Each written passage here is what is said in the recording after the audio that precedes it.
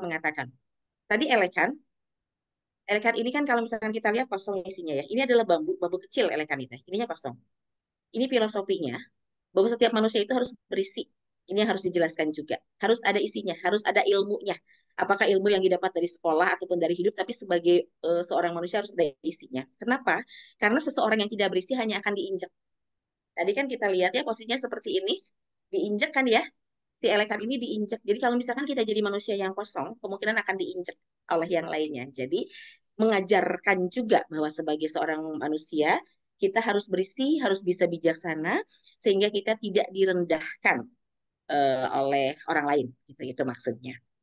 Kemudian juga setelah selesai nincak endog, baru kita ke bebeskeun kendi. Tadi kan airnya udah dihabisin nih, udah dipakai bersihin si kaki pengantin laki-laki setelah dia memecahkan telur. Untuk kendi sendiri, ada dua filosofi yang saya dapatkan dari senior-senior saya. Yang pertama, kendi ini melambangkan masalah, masalah dalam rumah tangga. Karena bohong, kalau misalkan dalam rumah tangga itu tidak ada masalahnya, gitu ya. Tapi setiap masalah harus diselesaikan oleh berdua. Makanya si kendi ini akan dipegang oleh kedua mempelai. Megangnya seperti apa? Si perempuan harus bisa tahu apa maunya laki-laki. Harus bisa memahami apa isi kepala laki-laki. Makanya akan dipegang oleh perempuan itu adalah bagian atas dari kendi. Sebelah sini, megangnya seperti ini dengan kedua tangan. Seperti ini ya. Kemudian si laki-laki harus bisa nanggai endo beberema. Harus tahu apa yang dimaui istrinya, harus tahu cara memanjakan istrinya, tahu cara meredakan amarah istrinya yang kadang nggak jelas kan kalau perempuan kalau marah itu ya.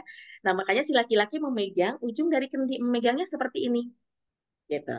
Nah, nanti setelah dipegang, si masalah itu dipegang berdua, otomatis harus diselesaikan oleh berdua dengan cara diangkat, diturunkan, disimpan di tengah-tengah dan diputar. Kalau saya sendiri selalu menganalogikannya, pada saat kendi ini diangkat, kita menganalisa masalahnya sebenarnya apa sih? Ada nggak sih masalahnya sebenarnya? Analisa sama berdua. Jangan-jangan nggak ada masalahnya cuma cemburu doang atau pengen diperhatiin doang gitu misalkan gitu ya. Kemudian pada saat diturunkan, dan diturunkannya itu adalah ego dalam menyelesaikan masalah. Kadang-kadang kan kalau misalkan kita lagi berantem, lagi adu argumen gitu ya dengan pasangan kita kan pengennya kita menang ya. Merasa bahwa menang itu adalah gitu lah gitu. Harus kita harus menang. Padahal kan nggak seperti itu. Jadi turunkan ego karena kadang-kadang mengalah bukan artinya kalah. Kemudian disimpan di tengah-tengah. Disimpan di tengah-tengah itu selesaikan masalah dengan berdiri sama tinggi, duduk sama rendah. Jangan merasa saya suami, kamu harus dengerin apa kata saya gitu. Walaupun di ajaran agama Islam dan Sunda kita diwajibkan untuk taat, untuk tunduk kepada suami, tapi di sana juga dijelaskan selama suaminya tidak membawa kepada kemungkaran dan kepada kemaksiatan. Kalau misalkan membawa kepada hal-hal itu, boleh kita menyampaikan pendapat kita, boleh kita beradu pendapat, karena kan itu dibolehkan ya, tabayun gitu. Nah, digoyangkannya itu adalah ngobrol, ngobrol, komunikasi gitu loh. Komunikasi yang harus dilakukan oleh kedua mempelai pada saat mereka menyelesaikan masalahnya, gitu. Eh, Win-win solution kan kadang-kadang nggak 50-50 gitu ya. Kadang-kadang yang menang yang cowoknya, kadang-kadang yang menang yang ceweknya gitu. Itu yang selalu saya tekankan. Kemudian diangkat bersama-sama lagi ke atas sebelum akhirnya dipecahkan. Di sini maksudnya adalah setelah masalahnya selesai, udah selesai, tidak usah dibahas lagi. Jadi perempuan jangan merasa sosok jadi ahli sejarah yang masalahnya udah selesai di 2 bulan yang lalu, nanti berantem lagi 2 bulan kemudian dibahas. Kan dulu tuh ya, kamu tuh ya, nah itu tuh paling nggak boleh gitu ya. Selesaikan berdua, nggak boleh curhat sama orang tua, nggak boleh curhat sama teman, nggak boleh curhat apalagi sama lawan jenis, takutnya nyaman. Selesaikan berdua dan selesaikan sebelum tidur. Baru dipecahkan. Itu maksudnya. Nah, filosofi yang kedua yang diajarkan adalah kendi ini asalnya dari tanah, ya. Mengajarkan kepada kita ilmu tanah. Ilmu tanah itu kan kadang-kadang ya ke tanah hati kita buang sampah gitu ya. Kemudian juga apa? Kita buang kotoran. Tapi kan kadang-kadang si tanah mah menerimanya tuh dengan baik. Aduh, sebenarnya ini kelihatan banget ya. Si tanah mah menerima dengan baik gitu. Walaupun udah dikasih kotoran binatang, misalkan dikasih sampah, malah bisa nyuburin loh ke dia mah gitu. Itu maksudnya bahwa kalau misalkan ada orang yang jahat sama kita, nggak usah dibalas dengan jahat juga gitu loh. Kita balas aja dengan kebaikan, kita tetap baik terhadap orang itu gitu sehingga orangnya menjadi malu jauh lah kalau kita kayak pengen kayak Rasulullah gitu ya, yang pada saat dilempari sehari aja nggak dilempari malah dicari kenapa kok nggak ngelempar saya gitu, jauh lah kalau kayak gitu.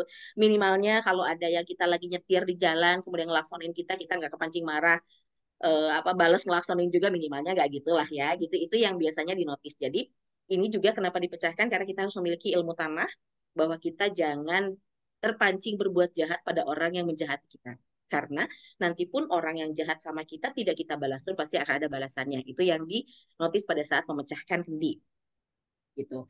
Kemudian pada saat dipecahkan itu menjadi simbol sebenarnya. Beberapa MC senior mengatakan pada saat memecahkan itu menunjukkan kepasrahan dan keridoan seorang perempuan untuk menyerahkan seluruh yang ada dalam dirinya. Tidak hanya batinnya tapi juga lahirnya. Diserahkan semuanya kepada laki-laki. Makanya di Sunda itu ada istilah nyanggakeun tiluhur sausap rambut dihandap sahibas dampal, nyanggakeun sadaya-daya istri madulang tinande, menunjukkan bahwa perempuan Sunda itu sangat masya Allah berbaktinya kepada suami. Nyanggakeun sampai diserahin tuh dari ujung rambut sampai ujung kepala itu diserahin kepada suaminya gitu. Selesai itu di bawah, udah selesai di bawah, baru kita bawa pengantinnya ke atas. Kita dudukan pengantinnya di atas, didudukan di tengah, kedua orang tuanya berdiri di samping kiri dan kanan. Nah, yang sekarang sering terjadi pun biasanya saya melakukan hal seperti itu, posisi laki-laki itu selalu di kanan, posisi perempuan itu selalu di kiri, gitu kan ya. Kalau misalnya kita mendudukan pengantin di kursi pelaminan. Tapi sebenarnya kalau huap lingkung harusnya ditukar dulu. Jadi si perempuannya ada di sebelah kanan, si laki-lakinya ada di sebelah kiri. Kenapa? Karena kalau kita mau pakai pakem, sebenarnya posisi pada saat huap lingkung nanti si laki-laki ke perempuan itu tidak berhadap-hadapan, tapi si perempuannya itu seolah seperti dipangku. Dan karena harus ngasihnya dengan tangan kanan, maka posisinya perempuannya harus ada di sebelah kanan. Gitu.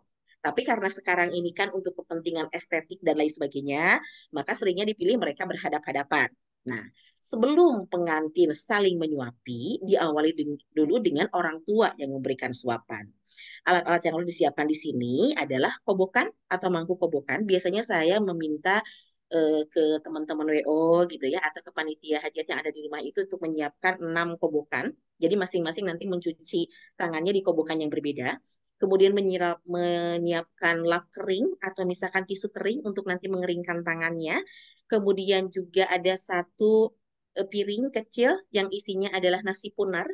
Nasi punar itu adalah nasi yang dibikin perpaduan dari beras biasa dengan beras ketan.